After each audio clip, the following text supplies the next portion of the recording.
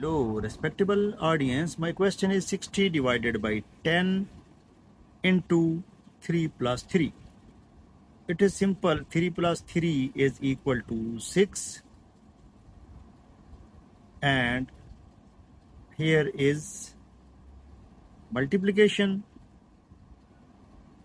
10 divided by, so 60 divided by 10 times 6 is 60. 60 divided by 60 is equal to 1, but it is wrong because we have to move from left to right, and at left division is, so we have to solve division first.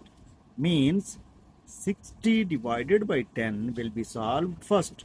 So 60 divided by 10 is 6 times 6.